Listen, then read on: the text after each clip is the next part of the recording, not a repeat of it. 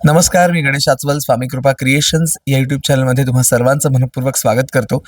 आज अगदी आत्ताच भारावणारा क्षण येऊन गेला, कारण 5 जानेवारीपासून स्टार प्रवाहावरती नवीन मालिका सुरू होते, मी सावित्रीबाई ज्योतिराव फुले. आणि या मालिकेचा निमित्ताने पहिला एपिसोड सर्व पत्रकारांना, सर्व प्रेक्षकांना इथं फिल्म सिटीत दाखवण्यात आला. या मालिकेत काम करणारी अनेक कलाकार मंडळी आपल्यासोबत आहेत आणि आज अनेक वर्षानंतर गप्पा मारण्याचा योग येतोय चैत्राली गुप्ते हिच्यासोबत. नमस्कार चैत्राली.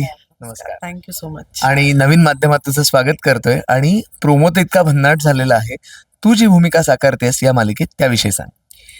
मी सावित्रीबाई फुल्यांची आई साकारते. सो सुरुवातच छोट्या सावित्रीपासून होते. पहिल्या 2 एपिसोड, एक एपिसोड मोठे सावित्री आणि ज्योती आहेत आणि नंतर आमचा सगळा ट्रॅक सुरू होईल.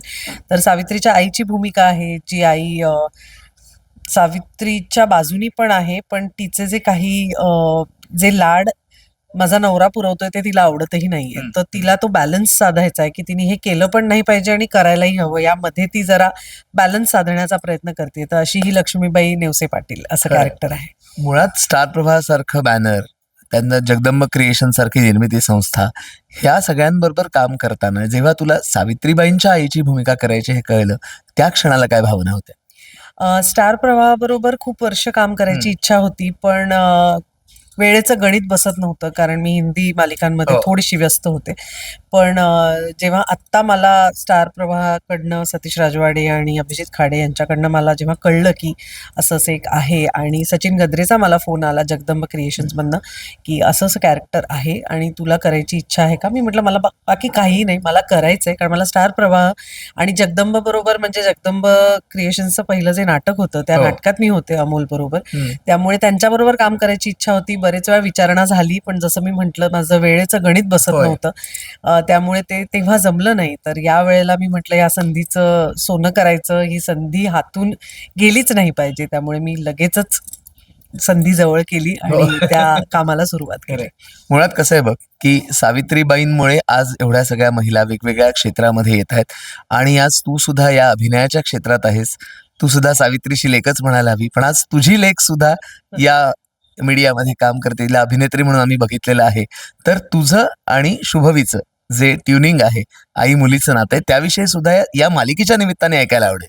अगदी नक्कीच. मला तर नेहमी असं वाटतं, कारण हे आमच्या घरी चालत आलेलं आहे. माझी आई ही माझी कायम मैत्रीण होती. त्यामुळे तू आईला ओळखतोस, त्यामुळे तुला माहिती आहे आमचं नातं कसं आहे. आणि अजूनही ते नातं तसंच आहे. आई मुलीपेक्षा ते मैत्रिणींचं नातं जास्त आहे. आणि मला नेहमी असं वाटत आलं की तीच गादी मी पुढे चालवली पाहिजे. आणि त्याच्यासाठी तिच्याकडनंही खूप मदत होते, शुभवीकडनं. कारण मी खूप मैत्रीण व्हायचा प्रयत्न करीन, पण तिला जर माझी मैत्रीण व्हायचं नसेल तर ते अपूर्ण होईल. पण नाही, असं नाही. ती प्रत्येक गोष्ट, काही अगदी छोट्यातली छोटी गोष्ट पण ती मला येऊन सांगते, लोकेशला येऊन सांगते. आम्ही दोघंही तिचे मित्र आहोत. असंच आम्ही पहिल्यापासून एक वातावरण घरातलं ठेवलेलं आहे. त्यामुळे मी असं म्हणेन की सावित्रीच्या लेखी हे आम्हा दोघींच्या बाबतीतही आहे. कारण आज मी ज्या क्षेत्रात, माझ्या आई वडिलांनी मला कधी रोखलं नाही, त्याच क्षेत्रात तीही येऊ पाहते आणि आमच्या दोघांचाही तिला पूर्णपणे पाठिंबा आहे. त्यामुळे सावित्रीच्या लेखी अशाच वाढत राहणार आहेत आणि त्या वाढत राहो. आणि खरंच सावित्रीबाईंचे मनापासून आभार की त्यांच्यामुळे आज महिला, जिथे भारतातल्या महिला जिथे पोचायला पाहिजे तिथे पोचतायत आणि पुरुषांपेक्षाही थोड्या पुढे जात आहेत.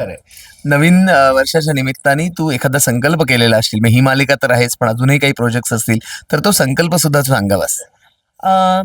संकल्प असे मी कधी करत नाही फारसे, पण जसं मगाशी अमोल म्हणला मॅनिफेस्टेशन, तर माझं असं खूप ह्या वर्षीचं 2026 मध्ये एक मला खूप छान नाटक करायचंय आणि चांगल्या चांगल्या स्क्रिप्ट्स माझ्यापर्यंत येवोत आणि त्यातलं एखादं स्क्रिप्ट मी करू आणि छान नाटक एक करू, असा माझा संकल्प आहे.